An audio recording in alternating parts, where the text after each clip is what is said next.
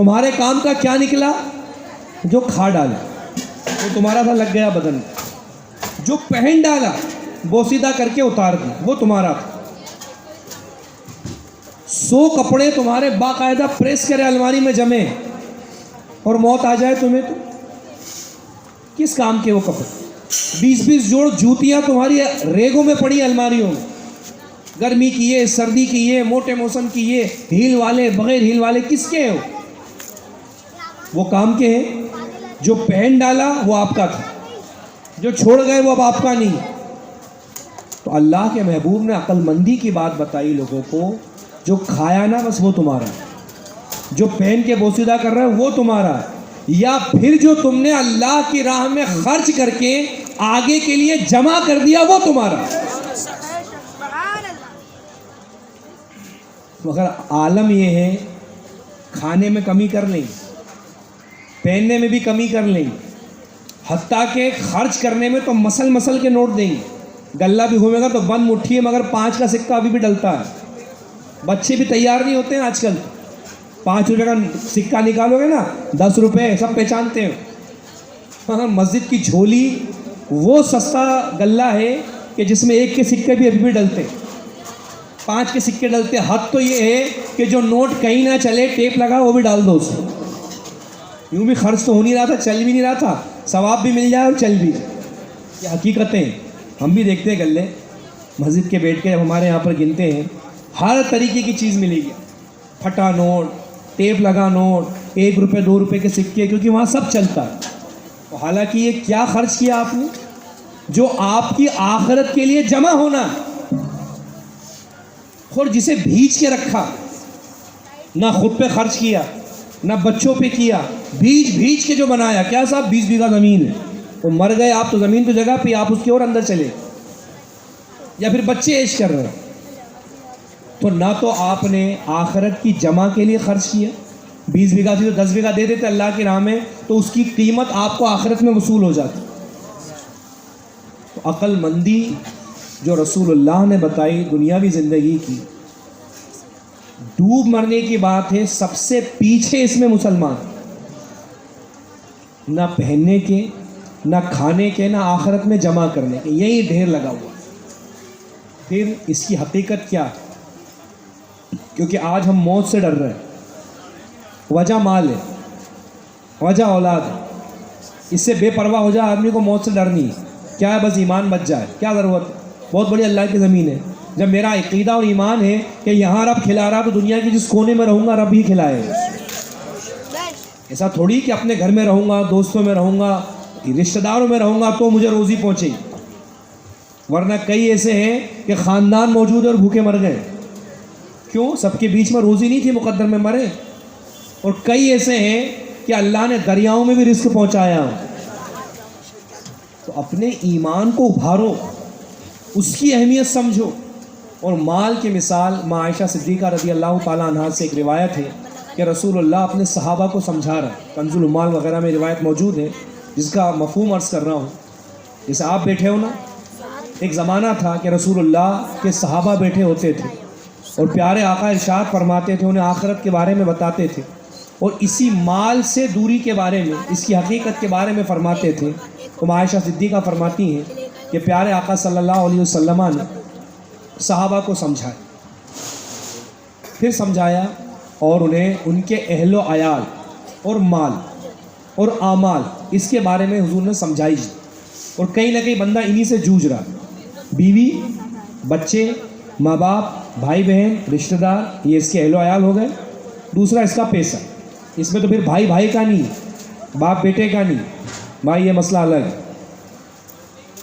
یہی چیز میں اس کو مرنے کا بھی ڈر ہے، اس کے کھونے کا بھی ڈر ہے. اور اسی کے بچانے کے چکر میں وہ زبان سے بھی ایمان کا سودا کر رہا ہے، عمل سے بھی ایمان کا سودا کر رہا ہے، ذہن سے بھی ایمانیات کو جو ہے کہ اہمیت نہیں دے رہا ہے. انہی کے چکر میں اللہ کے محبوب نے صحابہ کو کس انداز سے تربیت کی اور ہمارے لیے وہ مشعل راہ ہے.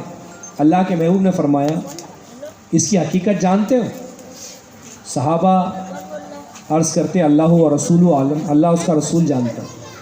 حضور نے کتنی پیاری مثال دی. میں مفہوم عرض کر رہا ہوں، اللہ میرے آپ کے سب کے دل میں اتار دے. حضور نے فرمایا تم سمجھو کہ تمہارے 3 بھائی، مرد بھی اس کو سمجھ سکتے ہیں کہ ہاں اس کے 3 بھائی ہیں، عورتیں بھی سمجھ سکتی ہیں ان کے 3 بھائی. حضور مثال دے رہے ہیں تمہارے 3 بھائی اور تمہاری موت کا وقت آیا. اب موت کا وقت آیا، تم نے ایک بھائی کو بلایا، کہا دیکھ میں کس حالت میں ہوں، تجھے دکھ رہا ہے، میرے لیے کیا کر سکتا؟ اس نے کہا بھائی اچھی سے اچھی جگہ علاج کراؤں گا. یہ کلمات میں مفہومی طور پر سمجھا رہا ہوں چونکہ احادیث کریمہ کے کلمات فصیح و بلیغ ہوتے ہیں. ایک مفہوماً عرض کر رہا ہوں کہ اس نے یہ بتایا کہ جو بھی مجھ سے ممکن ہے، بیمار ہے علاج کراؤں گا اچھے سے اچھا، بھرپور تیرا ساتھ دوں گا. کہا میری موت ہو گئی، کہ اگر تیرا انتقال ہوا کفن دفن کراؤں گا، گہوارے میں سوار کروں گا، کندھے پہ اٹھا کے کندھے بدل بدل کے جو ہے کہ قبر تک لے جاؤں گا، وہاں تک تیرا ساتھ نہیں چھوڑوں گا. پھر دوسرے بھائی کو بلایا، دیکھ میری ایسی حالت ہے، کیا کرنا ہے؟ کہا دیکھو جو ہوگا بس کا کریں گے، اور اگر تمہارا انتقال ہو جائے گا تو بھائی تم زمین کے نیچے ہم زمین کے اوپر، دونوں کی دنیا الگ، میں کیا کر سکتا ہوں؟ اللہ کے محبوب صلی اللہ علیہ وسلم نے فرمایا تمہاری اپنے ان دونوں بھائیوں کے بارے میں کیا رائے؟ کہا یا رسول اللہ اگر حقیقتاً دیکھا جائے تو کسی کام کی نہیں. پلٹ آئے، چھوڑ آئے، تنہا چھوڑ دیا. کہاں حقیقت میں تو ساتھ ملا ہی نہیں ہمیں. جہاں دنیا ساتھ تھی وہاں یہ بھی ساتھ میں تھے، جہاں ہمیں ضرورت تھی دنیا پلٹی، یہ بھی پلٹ کر چلے گئے قبرستان سے. کسی کام کے نہیں ہے. تو کہا پھر تیسرے بھائی کو بلایا، پوچھا دیکھ میری حالت ایسی ہے، تو کیا کر سکتا ہے میرے ساتھ؟ کہا میں تیرے ساتھ دنیا میں بھی ہوں، تو مرے گا تیرے ساتھ قبر میں بھی رہوں گا، تیرا دل بہلاؤں گا، تجھ پر آنے والی مصیبت کو کاٹوں گا. اللہ کے محبوب نے فرمایا اس بھائی کے بارے میں تمہارا کیا خیال؟ کہا یا رسول اللہ اگر دیکھا جائے تو حقیقت میں تو بھائی وہی، حقیقت میں تو ساتھی وہی. حضور نے فرمایا بس اب سمجھ لو، یہ جو 3 بھائی ہیں نا، تو پہلا بھائی تمہارے اہل و عیال، بیٹا، باپ، بیوی، بچہ، رشتہ دار، یہ پہلا بھائی. دوسرا بھائی تمہارا مال ہے، اور تیسرا یہ تمہارے اعمال. تو جب تم نے بھائیوں کی مثال سے سمجھ لیا، اختیار کر لیا کون کام کا، کون مصیبت کاٹنے والا ہے، کون ساتھ دینے والا ہے، تو ان کی حقیقتیں سمجھ لو کہ ایک تمہارے اہل و عیال، بیوی، بچے، جن کی وجہ سے تم نے غفلت کی وہ حد پار کر دی کہ الامان والحفیظ. دوسرا تمہارا مال ہے کہ وہ بھی ساتھ تمہارے جانے والا نہیں. اور تیسرے تمہارے اعمال ہیں جو تمہیں قبر میں بھی کام دیں گے، میزان پر تمہارے نامہ اعمال کا پلہ بھاری کرائیں گے، پل صراط پر گزرنے میں آسانی فراہم کریں گے، نامہ اعمال سیدھے ہاتھ میں دلوانے میں مدد کریں گے. اب تمہیں اختیار ہے. اسی کو فرمایا جاتا ہے الدین مزرعۃ الدنیا، دین دنیا کی کھیتی. کھیتی سمجھتے ہیں نا، ایک ٹائم ہے بونے کا، جو بونا ہے آپ کو بو، آپ کو زمین دے دی گئی، آپ کو بیج گہوارے بتا دیے گئے، جو بونا بو. جب بو دو گے نا تو اگے گا کیا؟ وہی نا جو بویا. جو بو گے تو کیا اگے گا؟ گیہوں بو گے تو، چاول بو گے تو، کنکر دبا دو گے زمین میں تو کنکر نہیں اگے گا. یہ تو آپ نے ضائع کر دیا اس ملی ہوئی زمین کو، ضائع کر دیا اس موقع کو. تو فرمایا ہے جو دنیا میں زندگی ملی ہے یہ تمہیں بونے کے لیے ملی، اور اس کے پھل، اس کے پودے، اس کا ثمرہ یہ آخرت. تو آخرت میں وہی کاٹو گے جو دنیا میں بو کے آئے.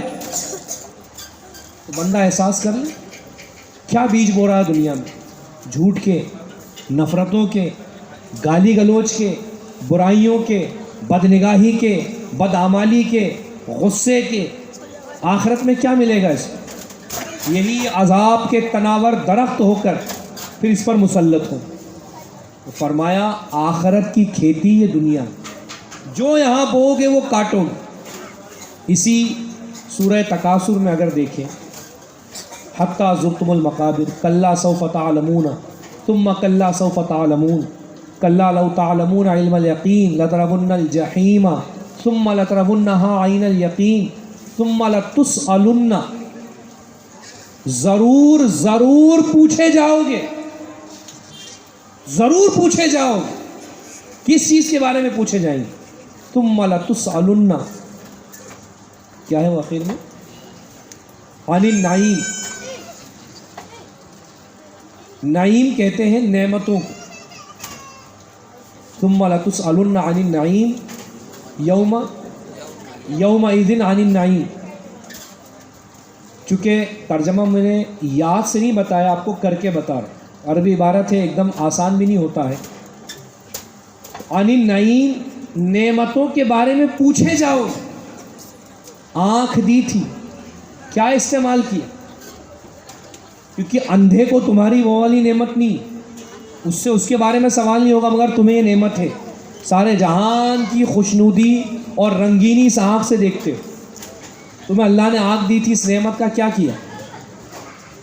اللہ نے طاقت دی تھی، صحت دی تھی، کیا کیا؟ جوانی دی تھی، کیا کیا؟ مال کہاں سے کمایا، کہاں خرچہ کیا؟ کیا جواب دو گے اس کا؟ آنکھیں بے حیائیاں دیکھنے میں لگا دی، کان غلط باتیں، گالی گلوچ، گانے باجے سننے میں گزار دیا، جوانی اس کو دھمکا، اس کو چمکا، یہاں یہ کر، وہاں وہ کر، اس میں گزار دی۔ مال کہاں سے کمایا، بس مت پوچھو، جہاں سے آیا کما لیا۔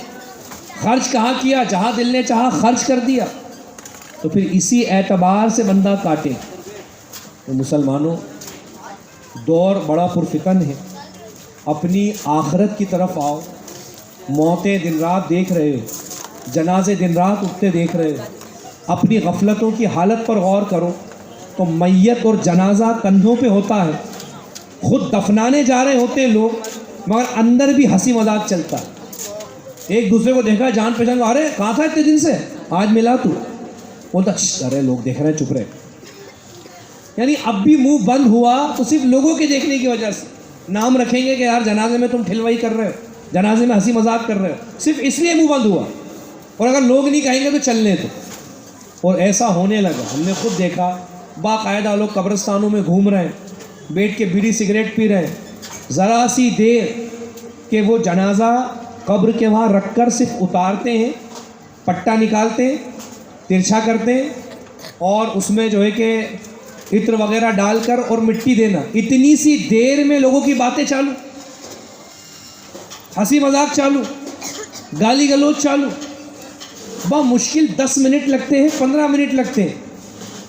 اتنی دیر قبرستان میں ہونے کے باوجود کہ دائیں بھی دیکھو تو قبر ہے، بائیں بھی دیکھو تو قبر ہے، چاروں طرف قبریں ہیں، مگر دل ایسا مردہ ہو چکا کہ وہاں بھی احساس نہیں ہو رہا ہے کہ میں کسی کو چھوڑنے آیا ہوں، احساس نہیں ہو رہا کہ کل تک تو میرے ساتھ تھا، کل تک تو مجھ سے بات کر رہا تھا، آج ایسا محتاج ہے کہ لوگ اگر اسے نہ اٹھائیں تو یہ ہل بھی نہیں سکتا ہے جگہ سے۔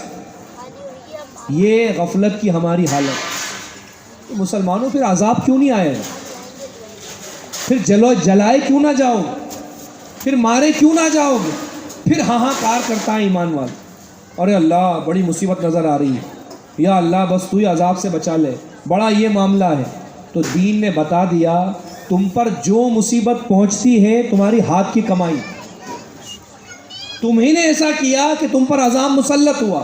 شکل کوئی بھی ہو سکتی ہے عذاب کی، صورت کوئی بھی ہو سکتی ہے عذاب کی، آدمی بھی آدمی پہ عذاب بنا کے مسلط کیا جا سکتا ہے۔ پھر اس پہ مت پڑنا کہ یار ہمارے ساتھ فلاں نے یوں کیا، اس سے یوں ہو گیا، وہ ہو سکتا ہے کہ اللہ کے عذاب کی شکل ہو۔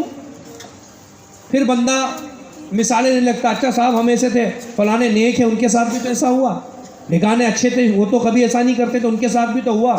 تو یاد رکھو، نیکوں کو تو بھلا ہی بھلا ہے، اگر وہ یہاں کسی ظلم کی زد میں آ جائے تو بھی اجر ہے، بچ جائیں تو بھی اجر ہے۔ ہم دیکھ رہے ہیں ہمارے دینی بھائی، ایمانی بھائی، اس مقدس اور پاک سرزمین قدس پر، اس بیت المقدس کی حفاظت میں کیسی جانیں نچھاور کر رہے ہیں، کیسی جانیں نچھاور کر رہے ہیں؟ کیا یہ سمجھتے ہو کہ صرف عذاب ہے؟ ارے اللہ تعالیٰ بندے پر مصیبت ڈال کر صبر کی توفیق دے کر اس کے درجے بلند فرماتا ہے. غور کر رہے ہیں؟ اور یہ سیکھنے کی چیز ہے مسلمانوں. وہاں عمارتوں کا صرف گرنا مت دیکھو، صرف وہ لاشیں مت دیکھو، بلکہ دیکھنا ہے تو ان کی استقامت دیکھو کہ سب کچھ لٹ گیا مگر زبان پر یہ ہے اللہ تو راضی ہو جا، یا اللہ تو راضی ہو جا.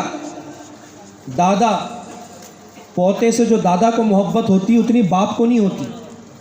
باپ نے اپنی اولاد کو تو بڑا مارا پیٹا مگر وہ پوتوں پر پیار لٹاتا، اب اس کو محبت سمجھ میں آتی. مگر جب دادا کے ہاتھ میں پوتا اس انداز میں ہوگا کہ پوتے کا دھڑ تو ہے گردن نہیں، کیا اس کا کلیجہ نہیں پھٹتا؟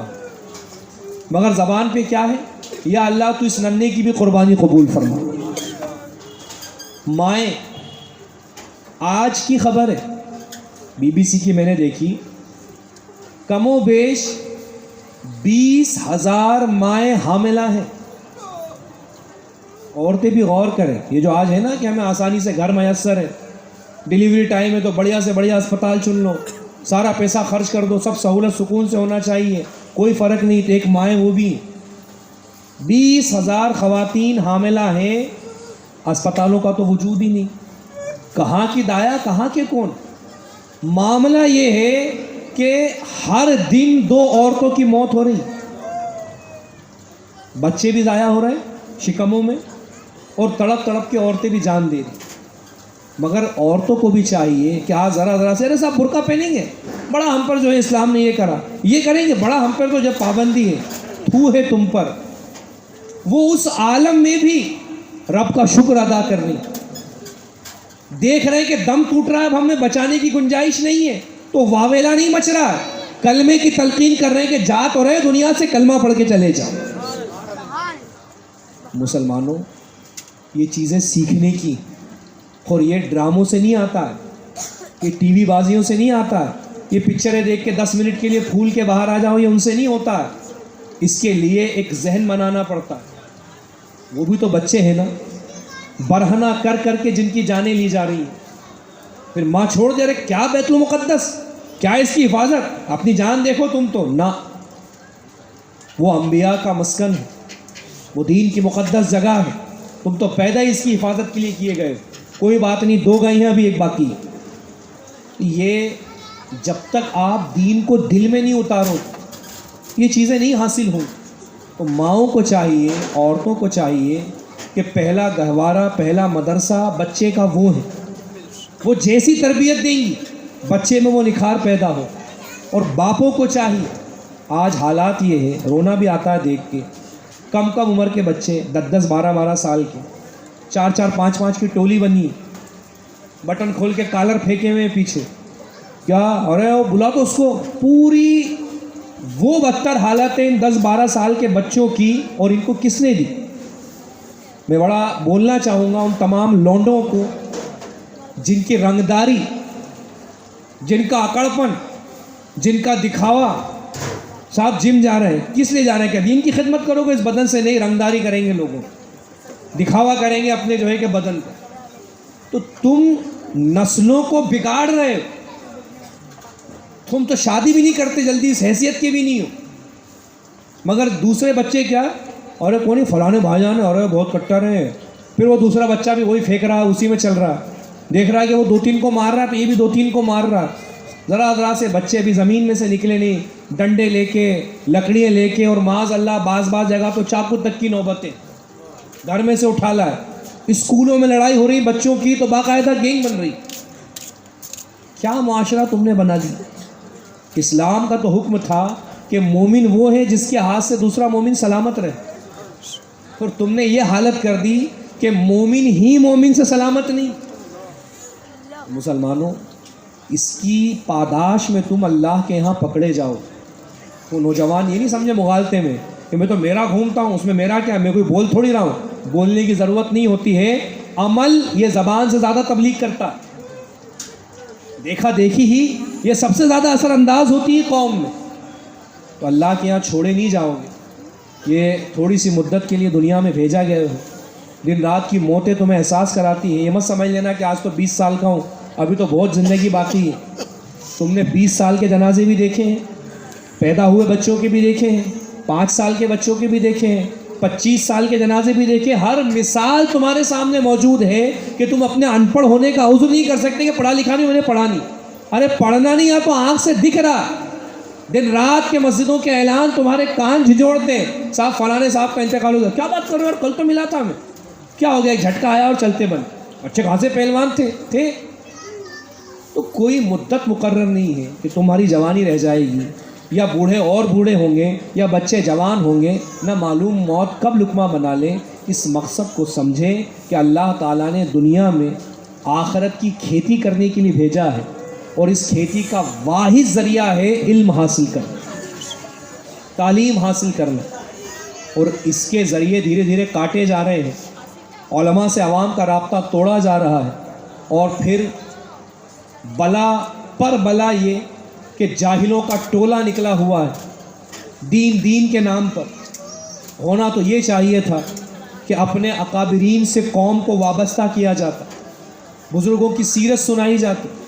کیسے سرکار غریب نواز نے ہند میں اسلام پھیلایا, کیسے سمرقند میں پھیلا, کیسے دنیا میں پھیلا, کیا ان کے پاس روحانیت تھی, کیا ان کے عمل تھے جس سے اللہ کی رضا ملتی تھی. ہونا تو یہ چاہیے تھا کہ اولیاء سے وابستہ کیا جاتا, مگر اللہ تیری پناہ دین کے نام پر وہ ٹولیاں نکلی. یہ غلط, یہ شرک, یہ بدعت, یہ ناجائز, یہ غیر اللہ, اس سے یہ قوم کو اللہ کے نیک بندوں سے کاٹ کے رکھ دی. پھر تباہی تو آنا ہے, پھر تو مقدر ہو چکی ہے. تو یاد رکھیں, آج بھی جو موقع ہے اسے گوائیں نہیں. آپ کی زندگی بڑی قیمتی ہے, ایک خاص مقصد کے لیے ہے. ابلیس آپ کی آخرت برباد کرنے پر تلا ہے, اور اپنی آخرت بچانے کے یہی آپ کے پاس ذریعے ہیں کہ نیکوں کا دامن مضبوطی سے تھامو, علماء کی بارگاہوں میں رہو, دین کی باتوں کو پوچھ کر اپنے اپنے حسب حیثیت عمل کی کوشش کرو, اور بیوی بچے گھر پریوار شوہر باپ بھائی ان کے چکر میں اپنی آخرت مت تباہ کرو. جہاں تک کہ تمہارا دینی ساتھ دیں کام کے ہیں, جہاں تمہارے دین کا نقصان کرے وہاں اپنی پرواہ زیادہ. تو یہ مت دیکھو کہ یار یاری ہے کوئی بات نہیں, اب وہ دوست برا مان جائے گا. ایک بار مانتا ہو تو 100 بار مان. تیرے راضی کرنے کے چکر میں ہم اللہ اور رسول کو ناراض نہیں کر سکتے. اس پر آپ غور کریں, اولیاء اللہ سے وابستہ رہیں. یہی وہ اللہ کی مبارک نشانیاں روئے زمین پر پھیلی ہیں کہ آج بھی اسلام زندہ. ان سے وابستہ رہیں, اپنے علماء ائمہ کی قدر کریں, ان کی بارگاہوں میں سیکھیں, علم حاصل کریں, آخرت کی فکر کریں. اور سب سے اہم بات جو دور حاضرہ میں ہے کہ ابلیس آپ کے ایمان کو لوٹنے کے ذریعے بنا رہا ہے. کبھی فائنینشلی ڈیمیج, کبھی گھریلو اعتبار سے مصیبت. کیوں آپ چیخ پڑو, آپ بے صبری کا مظاہرہ کر دو, ٹھیک ہے صاحب مذہب چھوڑنا ہے, لوگ منہ موڑنا اسلام سے, لوگ گھبرا گئے ہم کو. نہیں, اپنے اسلاف کی زندگی دیکھو, ان کی قربانیاں دیکھو, اور کیوں دور جاتے ہو. اس بیت المقدس کی سرزمین کے حالات دیکھو, اور ان سے اپنے اندر ہمت لاؤ کہ جان رہے نہ رہے ایمان رہے. اللہ تعالیٰ جل شانہ ہمیں اہل سنت و جماعت پر استقامت دے. اور یہ واحد ذریعہ ہے آپ کے لیے علم حاصل کرنے کا کہ آپ جمعوں میں جلدی سے جلدی آؤ, اپنی مسجدوں کو پر رکھو, بیانات کو سنو. بہت سے لوگوں کا یہ مزاج ہوتا ہے, صاحب ہر ہفتے تو درس ہوتا ہے. ارے تو کیا ہو گیا بھائی, فلاں تو آتے ہی نہیں آتے, تو کیا ہو گیا اس سے. فلاں باتیں تو ریپیٹ ہوتی, تو کیا ہو گیا اس سے. یہی گندا ذہن رہا تو کبھی بھی دل میں اثر نہیں آتا. آدمی یہاں نہیں کہتا ہر ہفتے تو گوشت کھا رہے ہیں, بند کر دو 1 سال کے لیے. اگر 10 دن دعوت رہے 10 دن کھا آئے گا, یہ نہیں بولتا ریپیٹ ہو رہا, روز تو مرغا کھا رہے ہیں, وہاں ریپیٹ نہیں اچھا برا لگتا. دین میں تو جو اہم باتیں ہوتی ہیں وہ ریپیٹ کی جاتی, اور یہ تو طریقہ ہے. قرآن میں نماز کا ذکر کتنی جگہ, ایک جگہ جگہ نماز کا ذکر ہے. یا ایھا الذین آمنوا ایک جگہ فرمایا, جگہ فرمایا. کیوں, کیا مطلب ہے ریپیٹ سے.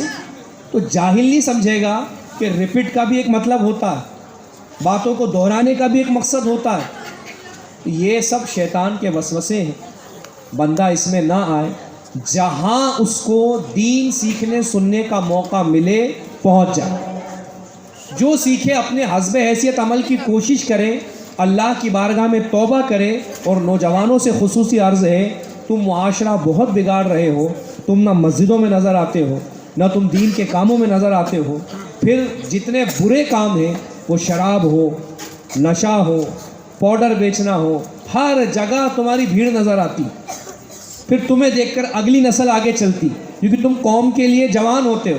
اگلے لوگ اپنے باپ کو نہیں، محلے کے دادا کو دیکھ کر بڑھتے، کون ہے یہ پہلوان ہے، کون ہے، ارے اس کی بڑی چلتی ہے، اپن بھی بڑوں کے ایسا کریں۔